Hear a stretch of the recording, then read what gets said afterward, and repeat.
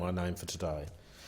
Mr Acting Deputy President, just to make sure everyone's clear on what we're talking about, I moved a motion that the Senate note that Australia has a propensity to simply export its raw materials and commodities to countries that then profit by doing the value add and selling it back to us, and that this approach denies Australia economic activity and job opportunities.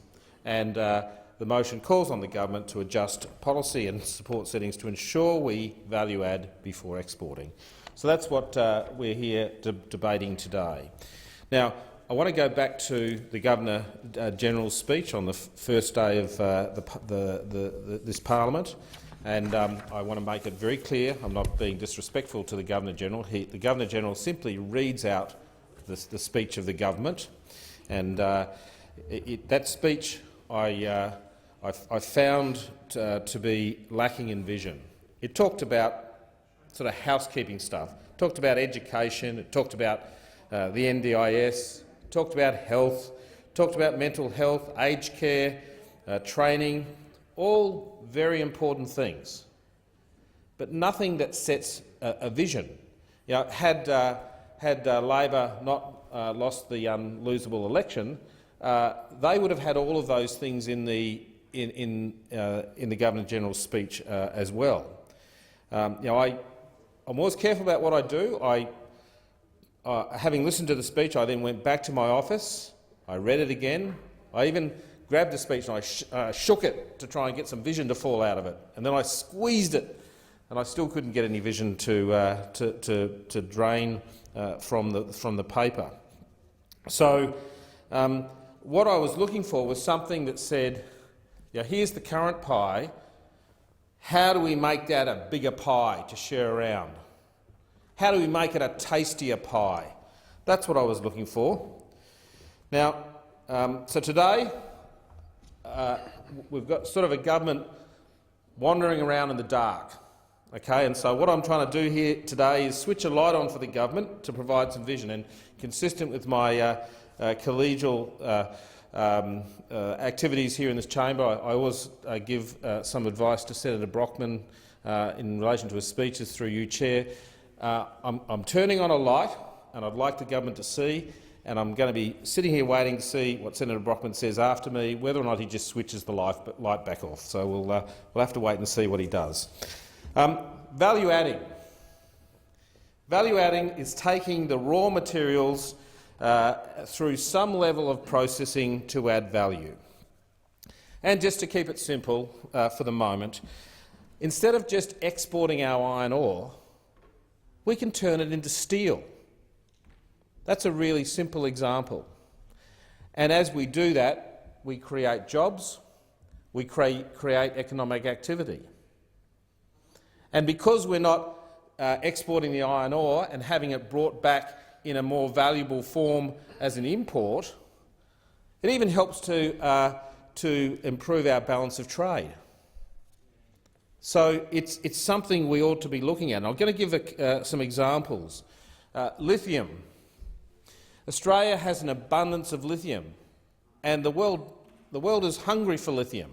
We have it in our iPhones. We have lithium-ion batteries in our iPhones and our iPads, in our Samsungs, just to be neutral here.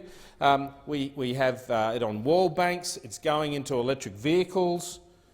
So Tesla as one, but in actual fact, not just Tesla, the car market has actually indicated to the world that they intend to get rid of internal combustion engine cars in a number of jurisdictions, starting in and around the 2025 to 2030 mark. And Norway is doing an incredible job right now transitioning across to electric vehicles. Australia is not doing well in that regard, but we've got all this lithium and a huge market for it. And in 2025, the lithium market worldwide, in terms of the first stage, mining and concentration, is worth about $12 billion. Now, we have about 60% of the lithium deposits in the world, so we can take 60% of $12 billion. Or we could refine and process that material, and the number for 2025 is projected to be around about $41 billion, going to the next stage of electrochemical processes, 297 billion, then to producing cells, up to 424 billion, or assembly and packages of battery systems, $1.3 trillion. So there's the choice. You can either have 12 billion or 60% of 12 billion of economic activity, or we can go for the trillions. And it seems the choice we've made is we're going to export our lithium to other countries to generate that value. And some of those countries are likely to take the money they earn from that and spend that money exercising soft power against us. So there's even a national interest or national security element associated with what we're talking about today. I remember Lee Kuan Yew, everyone knows Mr Lee Kuan Yew, the leader of Singapore for so many years. He always said that you've got to have a strong economy and a strong defence force, such that you are independent, but he made the point you can't have a strong defence force without a strong economy. Another example would be steel. And I question time today, I asked questions about Whyalla. Whyalla, we have a long products division or a long products steel manufacturing capability, and steel's really important. If you're not doing steel, you're not doing any manufacturing. And in times of defence, we do want to have a capability to work with steel, to produce steel. And so instead of just exporting our iron ore, we could be assisting Mr Gupta with his proposal to greatly expand Whyalla into a steel powerhouse, to take Whyalla from a population of 22,000 to a population of 80,000. Workers generating product and using that product here in Australia, once again improving our balance of trade. And we've got opportunities here. We've got rail, huge rail program that the government has indicated out into the forwards, which could all be produced in Whyalla. I think it's 262,000 tonnes. The other thing we could be doing is producing transmission towers. We are building an interconnector between South Australia and New South Wales to the benefit of both states. That will be built by Electronet. Now, there's a danger here because Electronet is actually significantly owned by Chinese shareholders, and I'm sure in looking at price, they would happily go to overseas steel entities to get a cheaper price steel. But it's short-sighted. It's short-sighted. We can be producing that steel here in Australia and putting it into those transmission lines and reinforcing our own capability, creating our own jobs at the same time. There's a difference between price and value. So value-adding brings about jobs. Value-adding brings about economic activity, and as I said before, it enhances things like our balance of trade. So, what do we need to be doing about this? Okay, here's the mud map of what we can do to execute a vision. We start off by, firstly, making sure we assist existing industry. I've got a great report. It's one of my favourite reports, Manufacturing Still Matters, by Jim Stanford, working for the Australia Institute. Goes back a couple of years, June 2016, where he spells out the state of our manufacturing industry. Sadly, back in 2000, we had 1.1 million people working in manufacturing, and in 2016, when he wrote the report, we had something like 850,000 people working in manufacturing. And as a percentage of GDP, that number, the percentage of manufacturing has collapsed. I think we're sitting up there with Botswana at the moment in terms of numbers, and we are purportedly a first world country. So that's one of the things we need to do. We need to concentrate on manufacturing, and we've got to make sure we've got a critical mass happening too, because what happens is you can have a situation, and we know this from the closing of the car industry, the car manufacturing industry in both in South Australia and Victoria, that you take away one business that's working in the engineering field, and suddenly the two other organisations or companies next to them that relied on them for product now have to source that overseas. It makes their job harder. Another one knocks off, and then suddenly you lose the critical mass necessary to have a thriving manufacturing industry. We need to be assisting businesses with, that might have a risk-averse mind as to investing in something like a second stage of lithium processing.